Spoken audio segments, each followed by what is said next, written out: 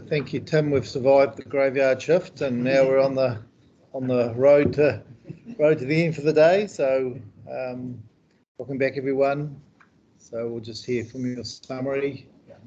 Just before Mr. Heath starts, Mr.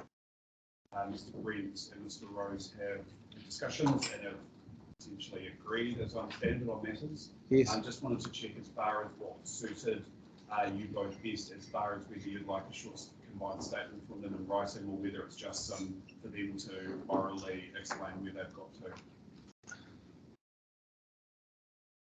Let's have a look.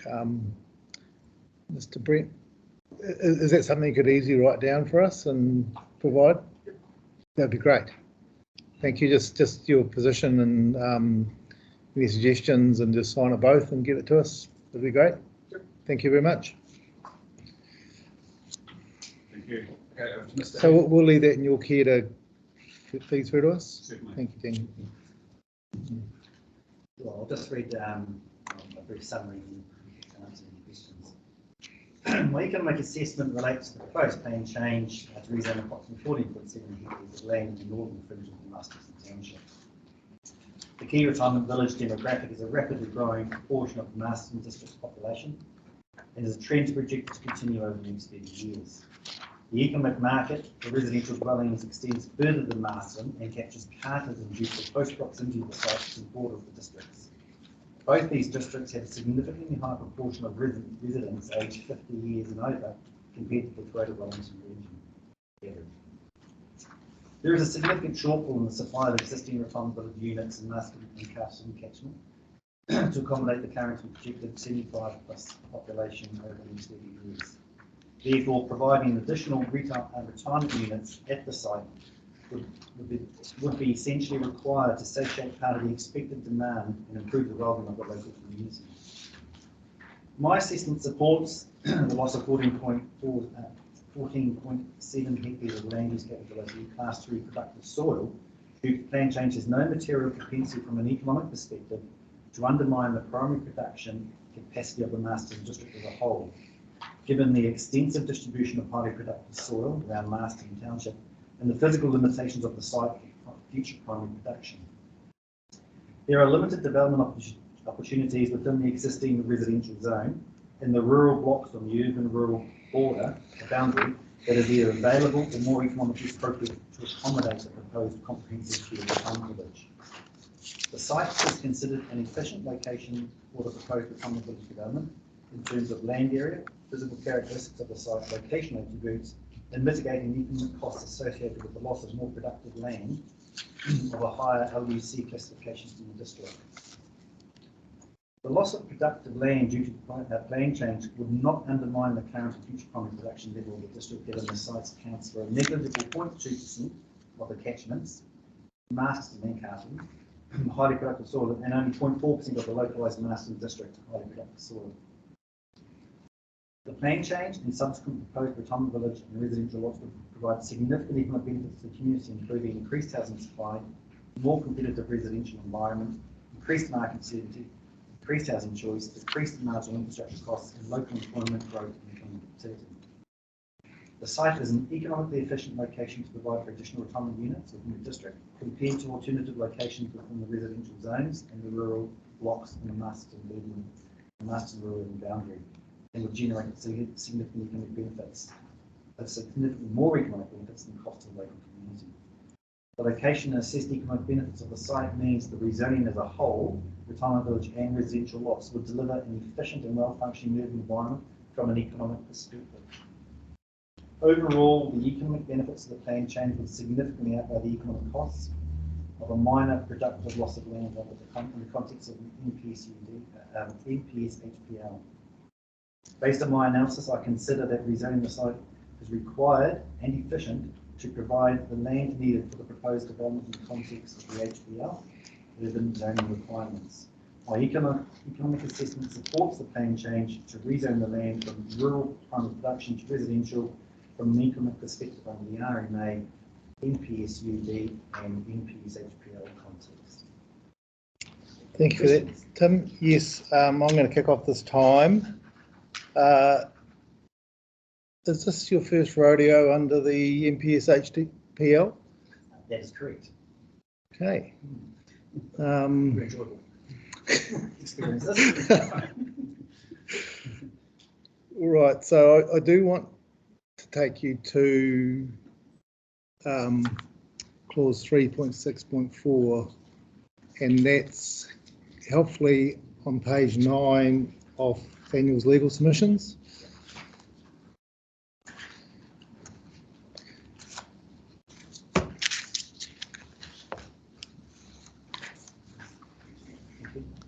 Yes. So you would have listened to our discussion we had this morning with Daniel about Tier 3 councils having an extra sort of step, or extra, let's call it pathway in the jargon of the time. You agree with that? Tier 1 and 2 councils don't have this opportunity to think about things in the round, do they, at the moment, while there's this interim protection? Yes. A bit more limited, you could argue, and avoid means totally limited. If you're, I'm sure there'll be lots of case law coming out about that. But the first thing is you'll see there are 3 limbs of 3.6.4, aren't there? A, B, and C. Correct. And our, I suppose, decision-making directions is we may allow urban rezoning of highly productive land only if. So the first thing is this is highly productive land as defined under the HPL. Do you agree with that? Yeah. It's class 3. Yes. And items A, B, C are conjunctive. So you have to meet all of those for us to allow the rezoning. That's the way you read it. So you've had a look through the demand side. You've looked at practical options. So they use the term reasonably practical and feasible. And again, I want to ask you a few questions about those words. And then there's this overall weighing social, cultural, economic benefits outweighing environmental, social costs. So that's a classic cost benefit, but thinking about both tangible and intangible matters. Yes. So you're probably a pretty good sort of expert to be thinking about all of those matters, I would think. Yes. Yes. Yeah. Okay, so we can only allow it if conjunctively we've got all of those things lining up. Now, and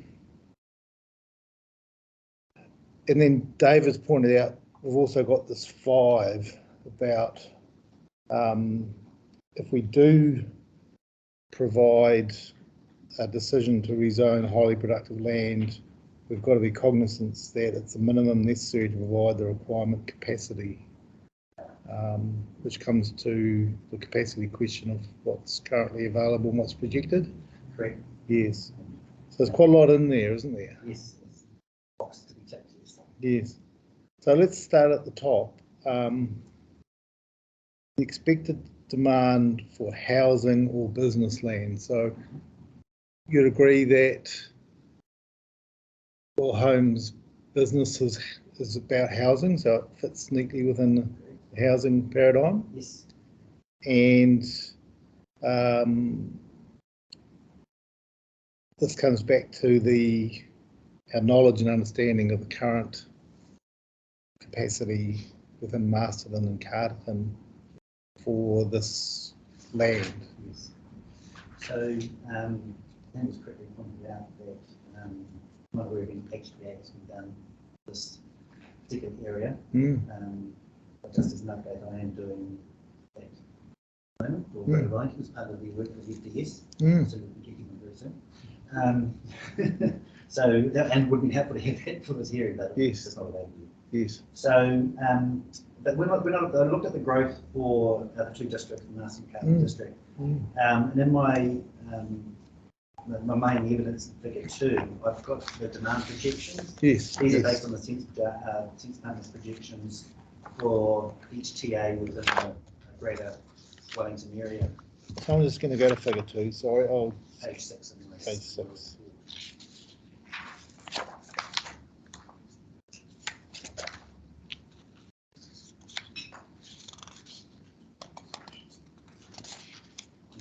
Okay, so these are the figure 1 and 2. So 2's household projections. Two's household. Yep.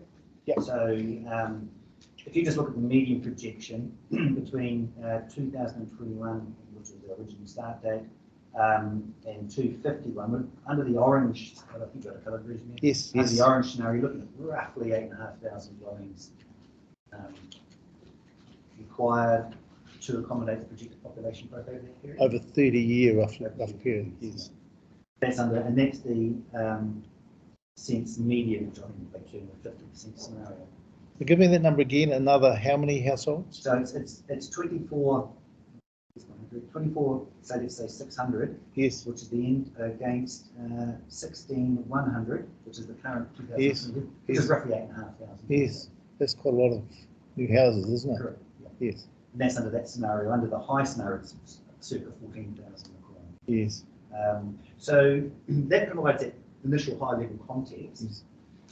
If you go to within my same document, paragraphs starting at 7.6 on page 9, which talks about general residential capacity sufficiency. Mm.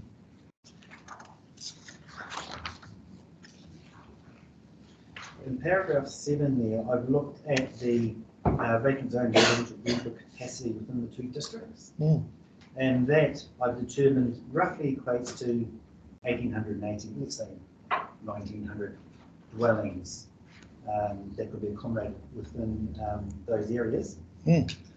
And then if you go to 7.9, Mm. a couple of paragraphs on, I talk about district plan, the draft plan identifies 60 hectares of land located to the north of future urban zone. If that was utilised, that will yield another 1,000 circa.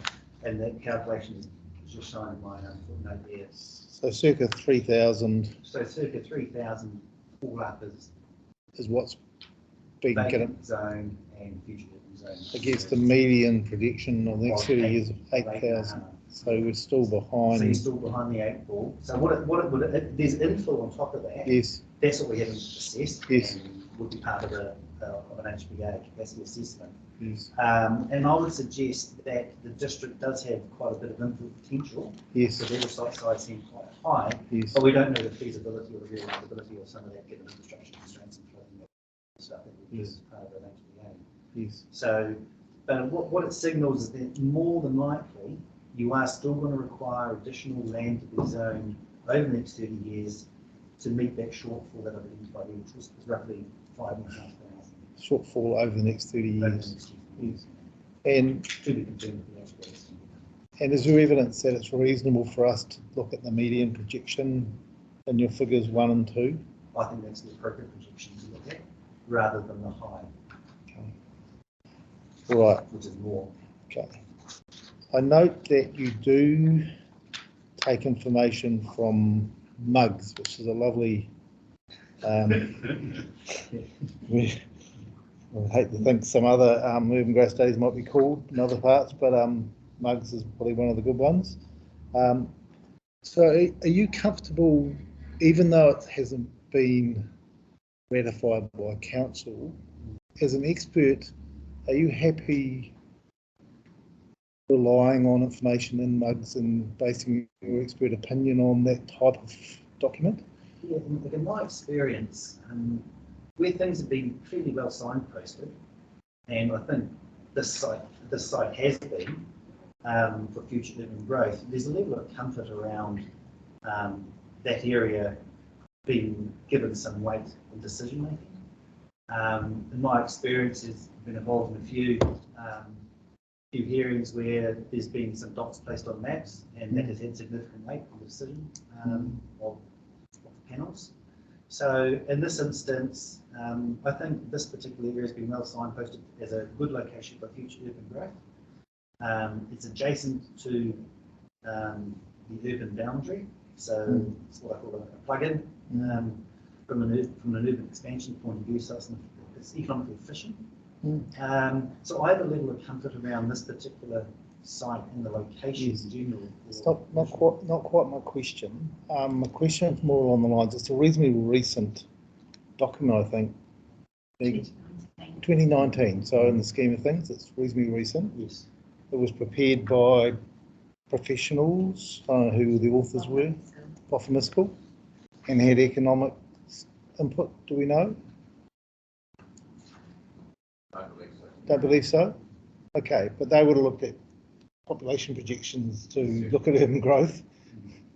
Yes. So something that you could rely on as a professionally put together document? Yes. Yeah. So the subtlety of my question is, we're told that we can't, as decision makers, rely on something that isn't being approved by the council, even though it's been through a local government act consultation process. It hasn't? No. So it hasn't gone out to consultation at all? No, it was never accepted, adopted, or in any way used by council. I was going to ask you whether you could tell us why.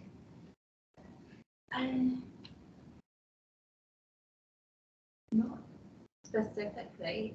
I think from conversations had to date, it seems that whatever had led to getting that document prepared, there was a change of direction and it was shelved. And not pursued at that time. Okay, so where I'm heading to is, as an expert, is that something you'd feel comfortable relying on to form part of your views, even though it hasn't been fully adopted by council? That's the question. Yeah. The fact that it wasn't adopted by council is a little bit of a chink in that thinking, but I still think it had been well signposted for enough to me to have given me a level of comfort there. I think there's still a solid level of comfort around the direction. Okay. All right. That's just a bit of a sidebar there, because we're looking at some of these documents that aren't sort of clearly in front of us as you know, that in the consenting terms, there'd be that other matter type thing which we can take account of. So and also in the context of my consideration of the other areas on the urban rural boundary we broken through. Okay. Right. I want to switch up to the question of 3.64B, and this is the reasonably practicable and feasible options. So firstly, what do you take from those two terms? Reasonably practical and reasonably feasible. Well, to me, it's sending a strong signal that you have to provide a little bit of common sense and practicality around your thinking of, is this land likely to be developed from a more commercial perspective rather than a pure planning dot on a map type perspective. There has to be a greater degree of consideration to, can it actually be developed?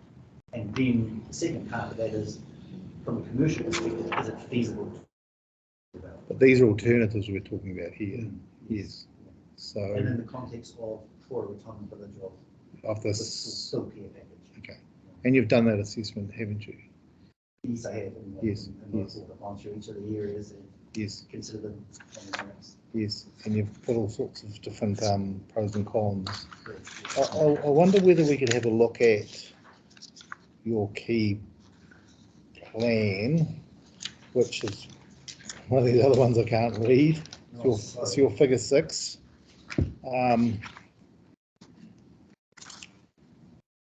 And probably get that up on the screen, George, if we can, please.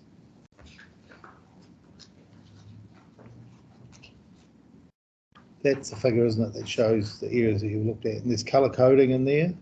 Yes. Yeah.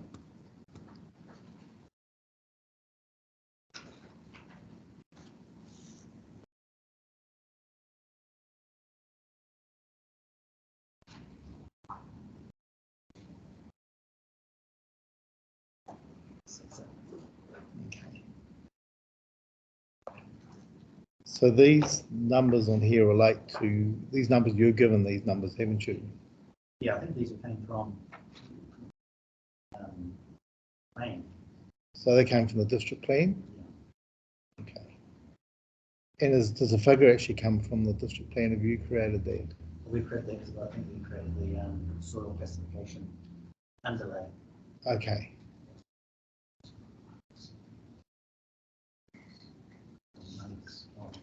I just had to clarify that those numbers are from mugs. From mugs. Okay.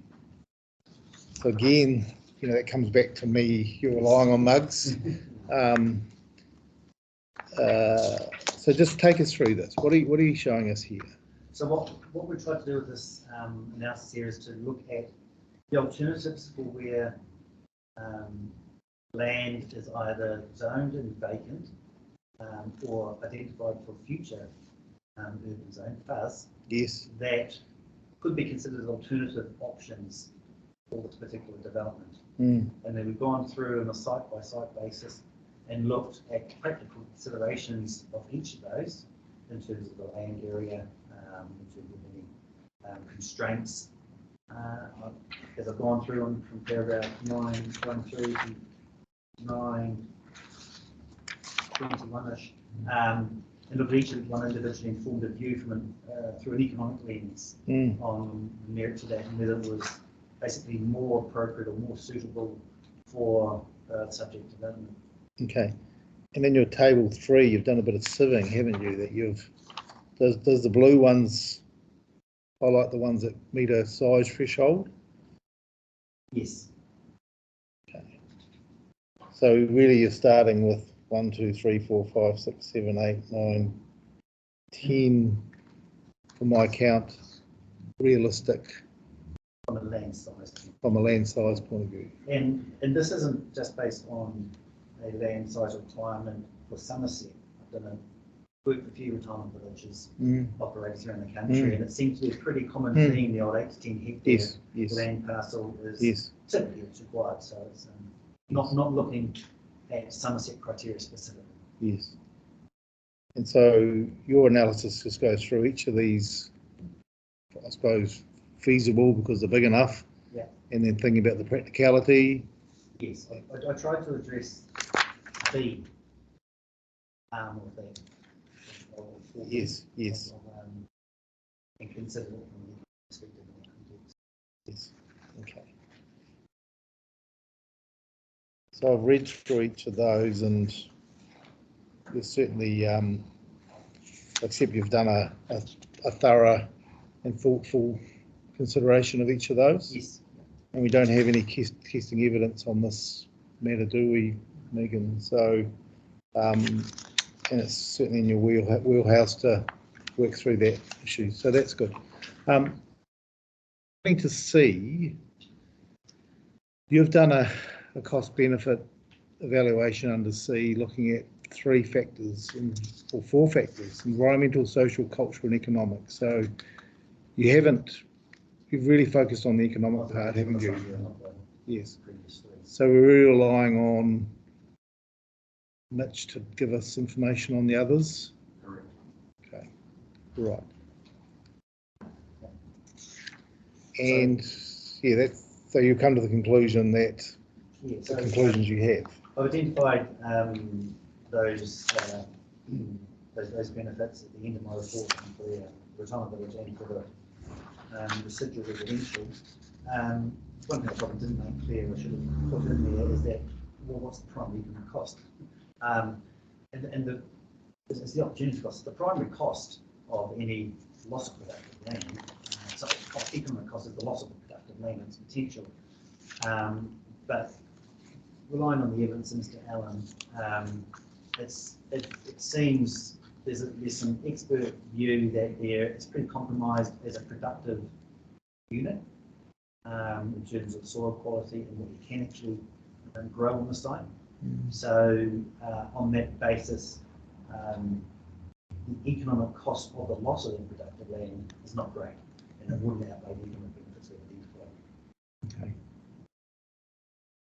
I'm smiling because there's one whether you're around in the days of the Town and Country Planning Act. Unfortunately. Section 3C. Section 3C, Wise use. the wise use and management of New Zealand soil resources. Yeah, so what we're getting with the new HPL for the first time in a long time is pretty hardcore consideration of these soils as a resource. And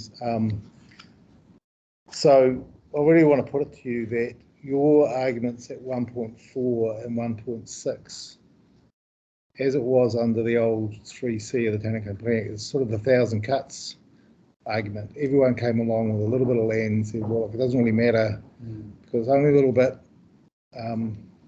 Do you buy into that at all? Well, I do to a degree, but you've got to look at the alternatives. And in this instance, and I'm doing a lot of these now as I start to roll out around the country, and a lot of these more rural townships are actually surrounded by 1 and 2 and sometimes 3 soils. Like you're working in Cambridge and you're working in Amberley down south. There's only 1 and 2, often just 1 around them, and they're located there because they're good soils. So if we're going to apply it in a black and white sense, like we're supposed to be directed to do with the avoid word, a lot of these townships won't be able to grow. They don't have a straitjacket put on them and say, well, too bad. Until the interim provisions have gone through with the FDS, and but in the meantime, sort of the hands behind your back. yes, but you have been through the special analysis that Tier 3 councils can go through. Yeah, and I've got a level of comfort from an economic perspective that the residual land isn't going to be that valuable for productive uses. So the loss isn't that great. You've relied on Mr. Allen for that advice. Yes. In some of the areas that are being looked at under mugs have got higher quality land. Correct. Yeah. So the economic cost isn't as great. Yes. Yes. Okay. So that's that relativity thing which we can work through. All right. Well, that's everything I've got. David, I'll just hand over to you.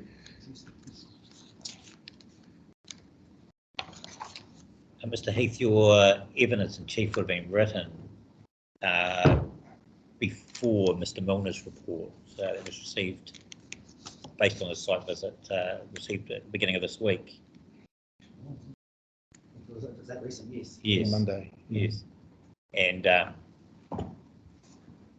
seems that Mr. Milner and Mr. Allen are fairly aligned, albeit for slightly different reasons. I understand. Yeah, Mr. Allen identifies a wetness limitation of the soils, and Milner talks about a soils limitation that's permanent and not changeable.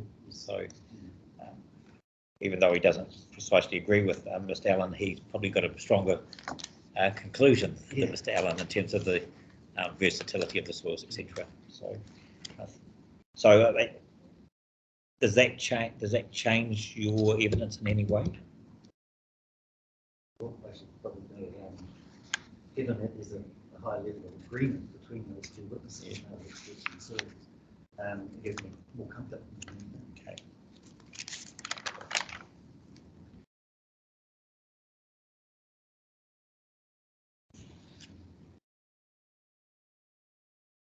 Thank you. Second question is just on the arithmetic and maths that you went through with the chair. I understand all of that.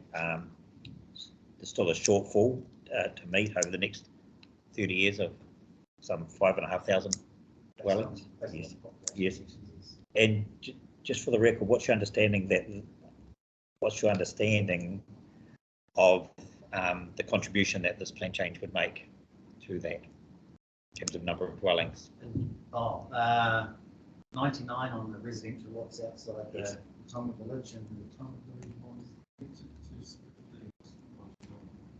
215 plus 99 in the core.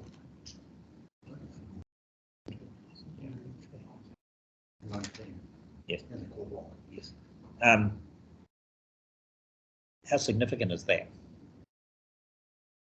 in terms of meeting that shortfall? Well, it's helpful to have look at, because my report identified there's actually it's like latent demand, an existing shortfall for retirement living now. Yes. Which is only going to build So receiving that quantum of supply in a fairly short period of time would certainly help meet that latent demand and give it a good dent in the short term to medium term period going forward. Are you, Have talk- that supply provision. are you talking about retirement? For retirement. Yes, yes. Sorry, I meant, I understand that. Oh. I meant in terms of the residential component. Oh, No. small. Small. It's only 99 in the context of 3.5. a hell of a lot more. Yes. It needs to be required. So this is only part of the solution Yes, over the 30-year period yes. on the current projection. Should we adopt the every bit helps approach as a opposite to death by 1,000 cuts with the loss of production land? Well, yeah, from an economic perspective, it is sufficient. Given that I've got a level of comfort around the level of compromised soil quality condition, and the fact that you're going to have, it's going to be an urbanised site. Those residual area, whether it's today, tomorrow, 10 years time, it's going to be urbanised in the future, because this will be an urban area in the future. The other figure that you provided was an area that's, I think, proposed to be zoned in the draft district plan, provided for, I think you said around 1,050 dwellings. Is this area B1 that you identified?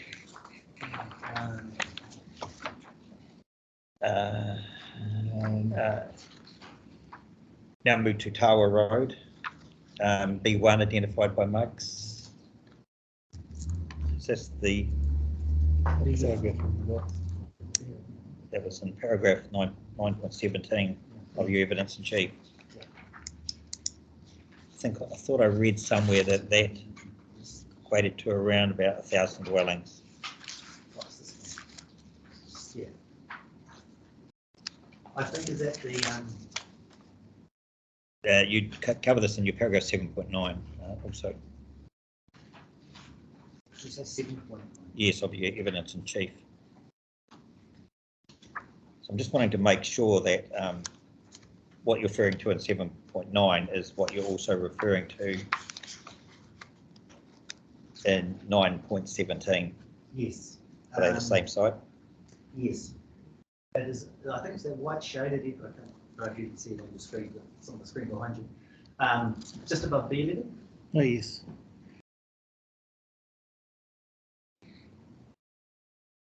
So about halfway up on the left-hand side. Oh, yes. Oh, right, okay.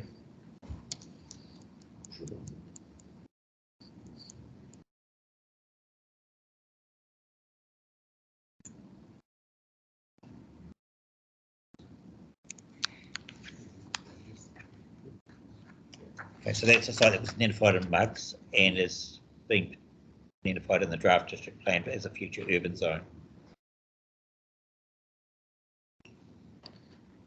Just trying to get clarification. Might be current residential zone. It is the What's residential?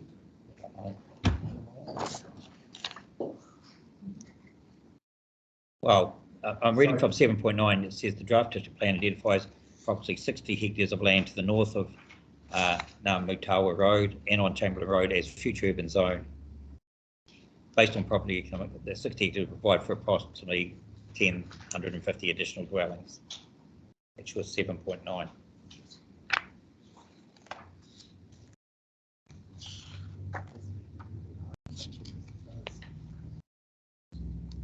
So I'm just trying to recollect those issues.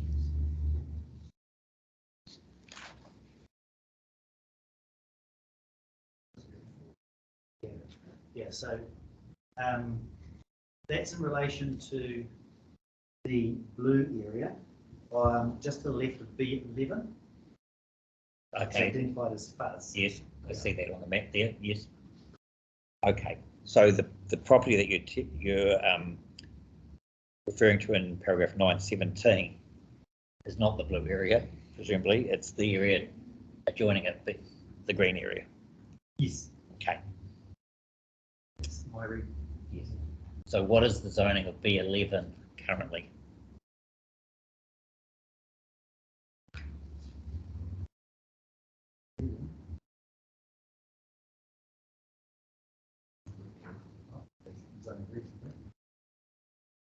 Can I continue? Yes. Yeah, I'm just wondering, because we do want to get onto the traffic experts. This is one of these plans that we would benefit from a good quality size, so we can actually read the key. And I'm also mindful if this has come from mugs, there might be an equivalent one from Cugs or Sugs or whatever you call it. Just so we can actually get just a bit more explanation in the morning on these matters, because I'm looking at the key, it says residential zone. It seems to be on this plan anyway, quite a lot of undeveloped land poking out of this. It might already be residential, I'm not sure. Yeah, well, Maybe. there's a, So just up above B11, what's that big blob of white? yeah, I think there's a possibly a conflating of ODP, PDP, mugs. So I need to provide that clarity Yes. for you. Yep. I do that's right. That'd be great. That would be Thank you. Thank you. Because I was not just not completely different. What was that? That was all from me. Thank you, Tim. We'll get a little bit of an update either from you or from the legal team tomorrow, just to clarify that. Probably better from you. Yeah. All right, now I think we're going to our traffic engineers. Thank you. So Mark Georgeson and Melanie Mewison. So Melanie's on the screen. Correct, yes. So the intention is that, as signalled earlier, Mr. Georgeson will hopefully take you on a flyby, essentially, Yes. and orientate you and everyone else. And then there's a short summary statement from Mr. Georgeson and Ms. Nielsen, and then following that, they're both So that's two of us. Printing your. Okay.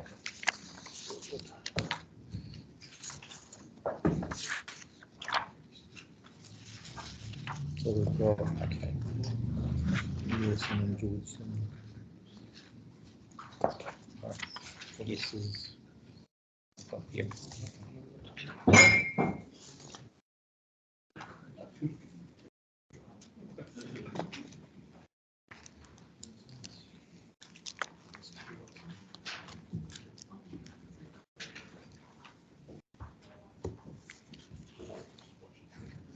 where are you beaming in from, Melanie? Christchurch. Christchurch, that's right. Yes. What's it like down there today? Very hot. Very warm. Yeah. I think we're getting a bit more cooling going here as well, or is that what you're trying to do? reducing it down a bit. Or reducing the, I'm seeing paper fly across the room here, so we're reducing it down.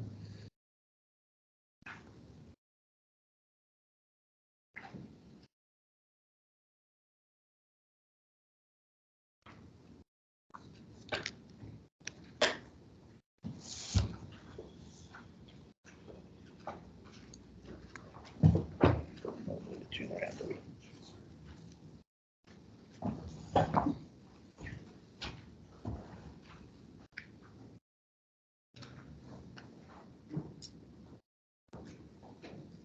Good afternoon, Commissioner.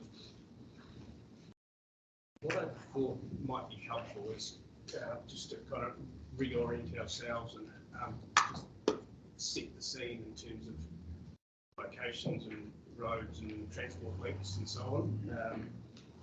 Then I will present my summary statement, and Ms. Mewison will then follow me with her statement. Is that lighting all right? How can we see it from the back okay? Don't need to turn the lights off? No? And that hand move, it's just a bit delayed compared to the screen that I've got here, but we'll go with that. So Masterton central area, just here, that red dot is where we're sitting at the moment in Chapel Street in the Masterton Club. Across the Waipawa River Bridge, and then following up State Highway 2 to the site here, which is the Cashmere Oak subdivision, which is currently under construction. The subject site just to the north of that parcel of land, back out to State Highway 2. This is the Vida village here, shown under development, and then heading up. We wondered what that was last night. Heading up State Highway 2 to the north. Now, just while my hand's up there, and I'll kind of start from the north and we'll work back down, and then I'll start to zoom in on the image of it. So further north up the plan here, that section of State Highway 2 that's referred to in the interim speed management plan relates to the section of State Highway 2 between Cashmere Oaks and all the way out to the bypass connection way off the screen here. So that's a distance of about 8 or 9 kilometres. So it's the context of that whole piece of road which is rolled up into that one description in the interim speed management plan. So coming from the north, and if you've driven it or remember it recently, coming down from the north, you approach this 85k advisory speed corner here, but as you're approaching from the north, you actually see the Avida buildings right in front of you, the ones that are under construction at the moment. And to me, that's the first impression that you get of coming into an urban environment. From there, come around the 85 advisory corner, past Avida being built, past the Hansel's factory. Some new lighting and so on through here that's been established as part of that entrance, down towards Cashmere Oaks Drive, some more street lighting and so on in that area. And then we get to the 50, 100k boundary. That's these two little signs in here. That's when we get to that point of the speed threshold. Alongside this length of the highway here is a pathway connecting between Cashmere Oaks and down here opposite 4th Street and connecting into the existing footpaths. Is that Miro or Miro Street, is it? So Miro Street is just a little bit further south, is this one here. Okay. 4th Street, or the 4th Street stub here, connecting off that is a connection into these pathways on the eastern side of the highway, and you'll recall from your site visit that those pathways extend northwards up through here, and opposite Cashmere Oaks there's an embankment of about 6, 7, 8 metres, something like that, between the level of the highway and down to the path below. There's actually no pathway connections down that embankment to that path, and instead that predominantly happens via connection into 4th Street, and it links into those northern and southern paths at that point. Mr. Georgian, what's the distance between the 50k and the 100k markers? So that the 50 and the 100 are back to back. Yes. So you immediately come from a 100k posted speed environment into the 50k posted speed environment. The distance between those signs and Cashmere Oaks Drive is about 150. Sorry, that's what I meant. 150? Yeah.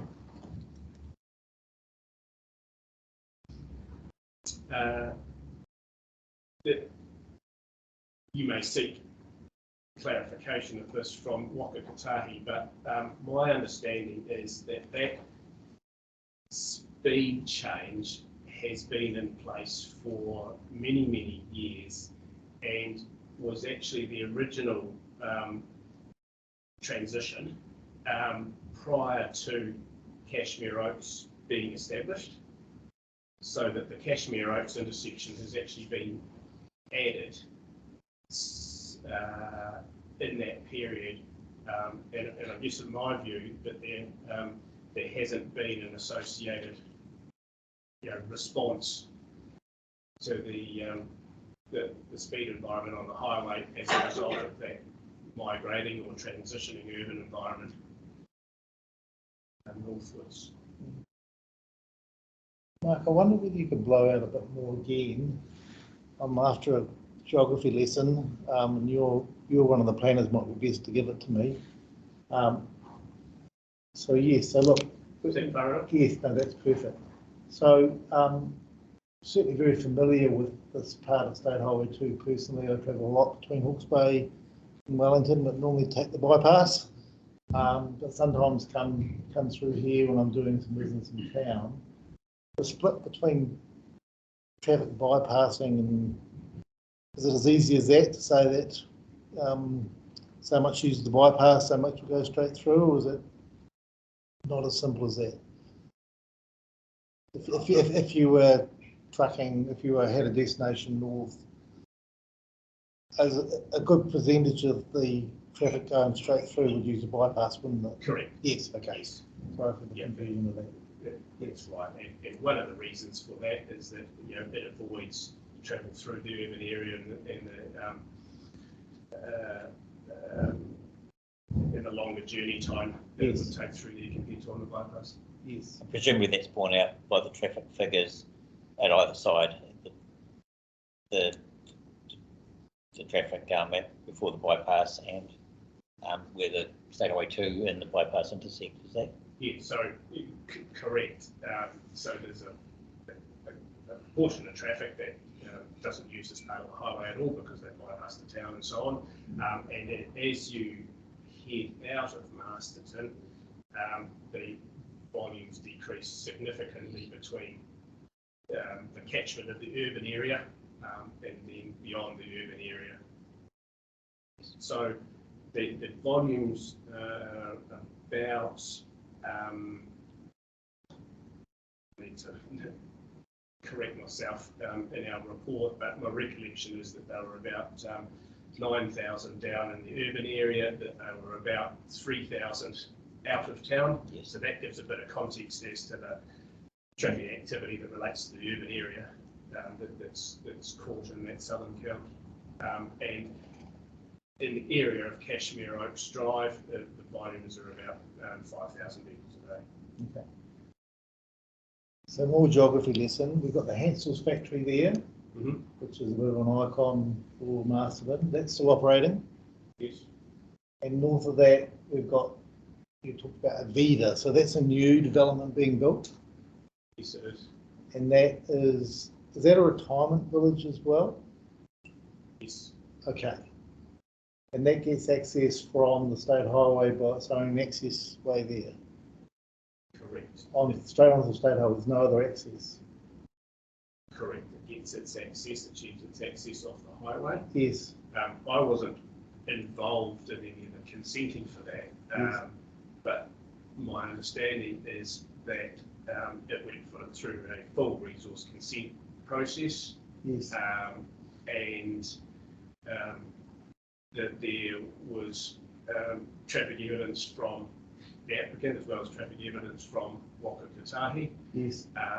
and proposals put forward by the applicant for the arrangement that you see in place, and it actually has been built and established today. Yes. In terms of this That's not some sort of island T there? intersection. Yes. I don't think it's so much of an island as it is Just dark asphalt, new dark asphalt. asphalt. All right.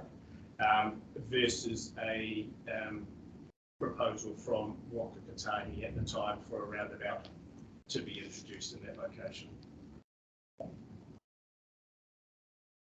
And so as I understand it, the decision was made for the appropriate arrangement being a T intersection form connecting onto that highway. okay. All right. Well, we can we can find out some more information about that. But just the compare and the contrast, it'd be good to understand what, you know, the background of that, and maybe some of the Waka Kotahi witnesses that were involved could give us an update on that. I'm also interested in the broader cycleway network or walking network that you might want to zoom out on. It looks like those tracks go up into the north and around and about and down and through, yes? Correct. Yes. Yes. And perhaps if I then jump to the opposite end of or the other side of the river. So Yes. there's a series of tracks as well on both sides of the Waipawa River here. Yes. And council has recently invested in a really significant pedestrian and cycle bridge across the river at this point that provides a connection to the pathways both sides and connecting those communities. So if you're living in the Oak subdivision, you could walk or ride a bike into town via that new bridge. So let me just complete that. So this is the latest aerial imagery on Google Earth. Yes. And from your site visit, you would have noticed the very new pedestrian cycle 2 metre wide shared path that they've built off the end of this cul-de-sac. Yes. And connecting into the extension of Miro Street. Yes. So that was provisioned for as part of the Kashmir Oaks subdivision and will provide that link for Kashmir Oaks and for the site to the north for that connectivity through all the way to Miro Street. Okay.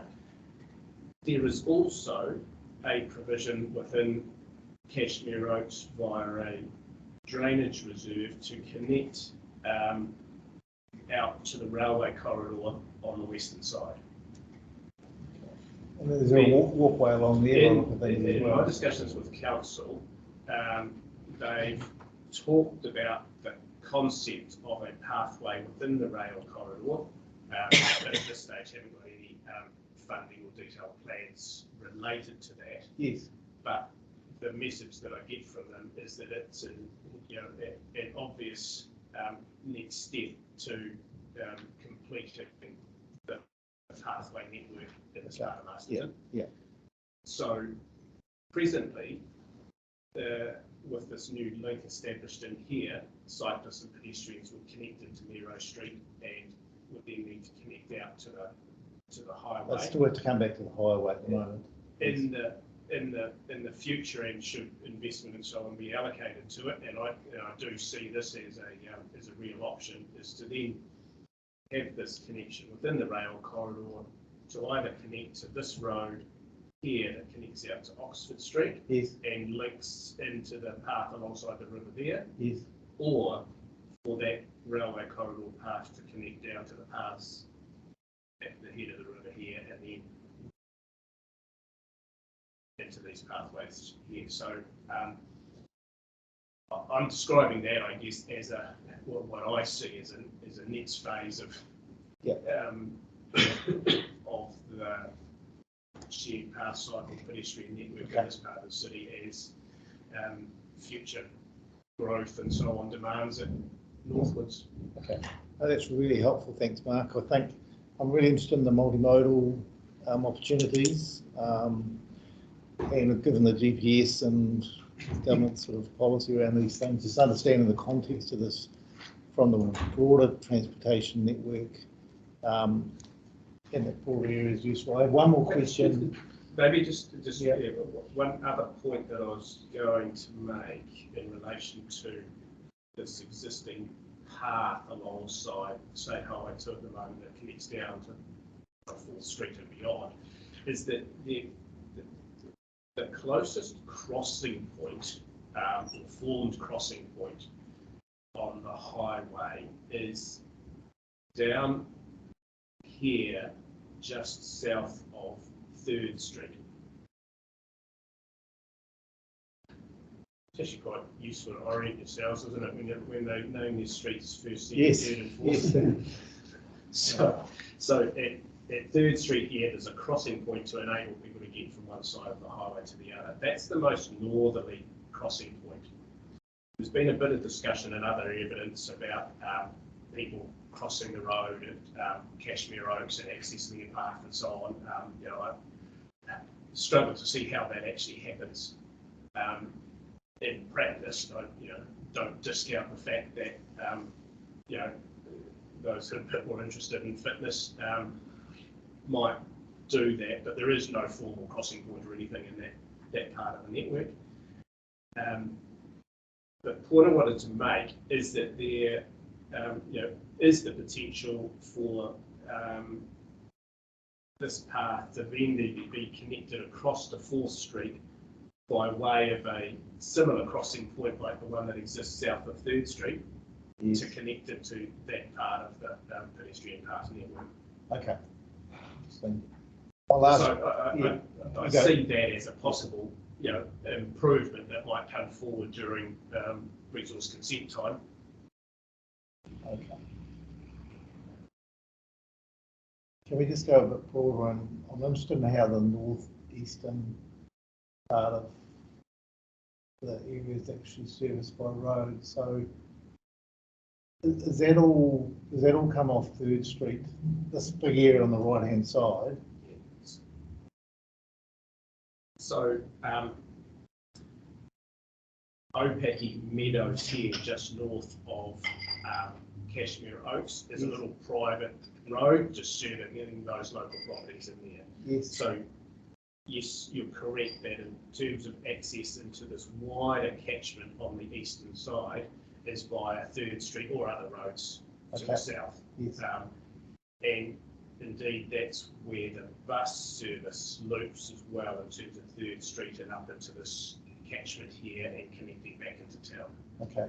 And is that a signalised intersection, that 3rd Street State Highway 2? No, it's a standard priority intersection, So like all the other existing intersections along this section of the state highway. So there's no roundabout or signals or anything there?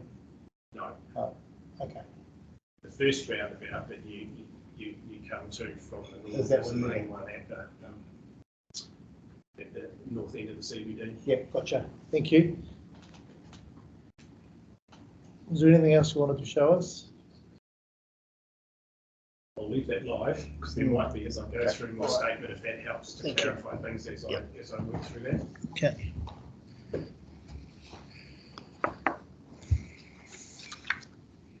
You got a copy of mine? Yes, thank you. Have they got back to front versions like I here? Yes, we'll sack Jacob, I think. So it's easy if you just flip it over. Right. Yeah. Right. 1.1, by transport evidence relates to the proposed plan change to rezone approximately 14.7 hectares of land to the northern fringe of Masterton. 2 transportation matters provide a substantive focus of the summary evidence.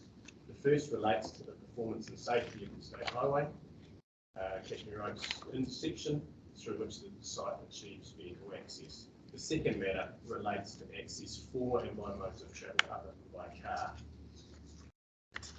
I've driven and walked the location multiple times. In relation to the intersection, I have carried out traffic modelling of the State Highway 2 Cashmere Oaks Drive intersection, making allowance for the consented Cashmere Oaks subdivision to be completed. 10 years worth of growth and through volumes on the highway and traffic generation of development within the site. The residential traffic generation rates I have adopted are based on measured traffic generation rates of the existing subdivision, while the retirement village traffic generation rates I have adopted apply those recorded at equivalent Somerset villages. The state highway growth rate of 2% that I've applied over 10 years is based on historical growth in annual average daily traffic volumes on the highway. The The modelling results presented in my evidence show that the plan change does not impact materially on the operation of the intersection. The prevailing conditions of low delays and a good level of service for drivers turning out of Cashmere Oaks Drive during peak times. The modelling does not demonstrate that a change in intersection form such as to a roundabout is needed. In Ms. Mewison's evidence, and we'll hear from her shortly, outlines a safety risk assessment and a safety management approach that would be appropriate to address any safety concerns with the priority intersection. Proposed through a matter of control and discretion in the district plan rules. Turning to accessibility by non-car. There is a network of footpaths through the Cashmere Oaks subdivision, both existing and under construction, and these paths connect with the existing path on the western side of State Highway 2 and to Nero Street, and we've just walked through that. The Cashmere Oaks subdivision roads are designed so that cyclists can share the road with vehicular traffic. Existing path on the western side of State Highway 2 is used by some cyclists currently, and cyclists will also have the option to use Nero Street to access the Masterton urban area.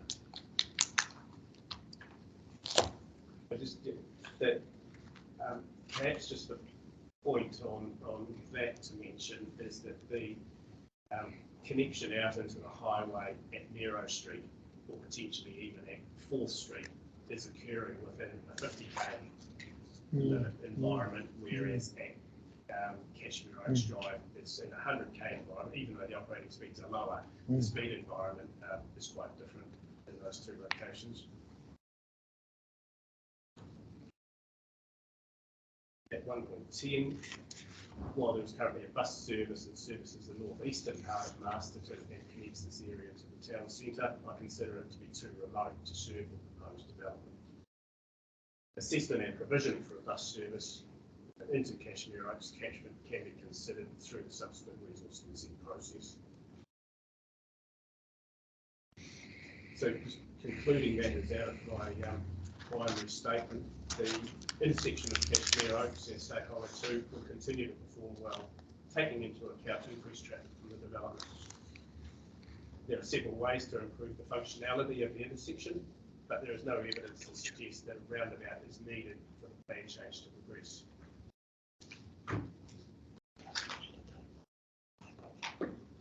Do you want us to leave the map up because we can't see? I can not necessarily. I can jump back onto it if. You're not controlling that, are you? No. No. Okay. No, it's got it. Sorry about that. Probably seeing we're having Melanie and you at the same time, we should probably come back to the screen. Okay. Thank you.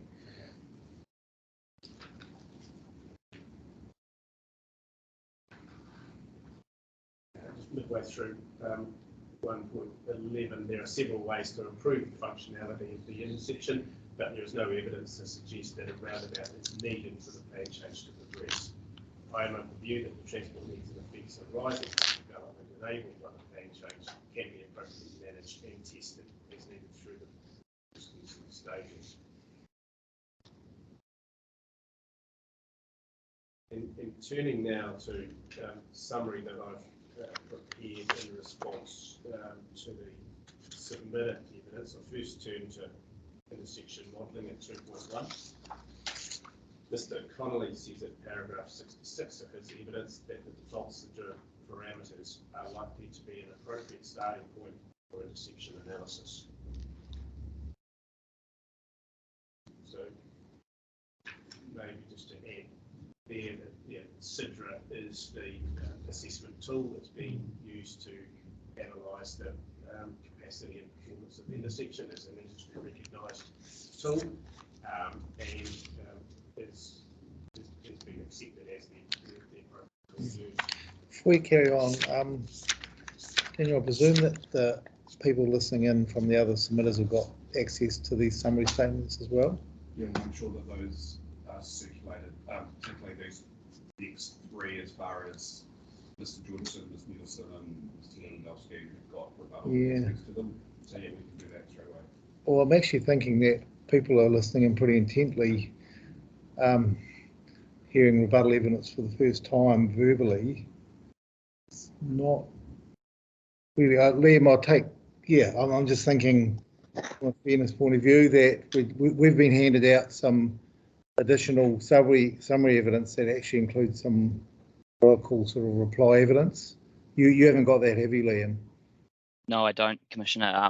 It would be quite helpful to have those documents in front of us. Yeah, I think for the flow of this, I think that's pretty important. So, I think it's really important. So I think we should pause. We should make sure that maybe take a 10-minute break, and Megan, between you. I was just going to say, actually tonight we really have to be out of here by 4:45.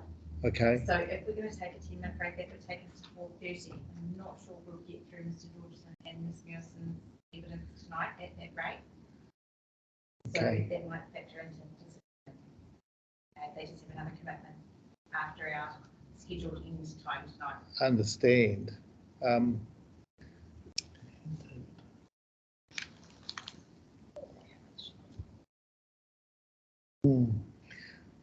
So look, as I said, really directions that we need to circulate this additional evidence. Given the timing, and I think we do have a reasonable, with an early start tomorrow, we should perhaps pick this up in the morning and take an early break. By the time we faff around and get things emailed out and they get emailed around witnesses, that's probably the practicality of it. So what's the time now, Megan? 4:20. Okay. And we've got provision to start at 9 tomorrow anyway. Yes. Let's do that. It's been a long day. I don't think we're getting around out of time. Tomorrow we've got you programmed through to 2:45. Daniel? In terms of tomorrow morning, the key limitation is really Mr. Allen. Yes. And so there's the traffic evidence, there's the evidence of Mr. Allen and Mr. Milner, and then there's the various legal follow-up matters. And then we've got the planning so evidence. As far as the time, and then planning, as far as the timing of those, in some ways, given Mr. Allen's limitations, whether we should start with him. Just start with that. Are you happy with that, Mark and Melanie, if we just interpose Mr. Allen, Mr. Milner, and then we'll pick you up after that? In your hands? Okay, well, let's do that. Okay. Well, thank you very much. Liam, Sorry, is there sir, can I anything you'd like to? Yes. Oh, yes, if I could just ask a quick question. Commissioner, I think you mentioned that my friend Councillor for Welhom was going to address a couple of supplementary legal issues first thing tomorrow. Yes. But would the MPS HPL stuff go first and then Ms. Newison and Mr. Georgeson continue and then the legal issues, or? Yeah, I think the order will be let's hear the soil experts first, and then we'll go to the Presumably the traffic matters, and then I can follow it, or I'm happy either way. Either way. Look, I think let's do the evidence first. We'll deal with the soil experts. We'll hear from Mr. Georgeson and Ms. Mewison, and finish that off, and then we'll go to those legal matters and then carry on with the rest of the case for the proposer, if that's okay. Thank you, sir. That sounds good. Okay. Thank you everyone for your attendance. As I say, it's been a pretty interesting day, and thank everyone for their participation, and we'll see you again here at 9 o'clock. Thank you very much. So Megan, I presume we need to vacate everything out of here. Tonight we don't.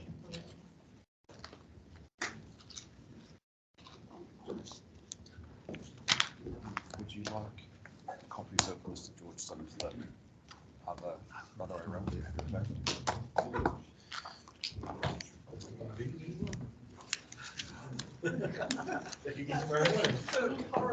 Yeah, I know, you set yourself up for it.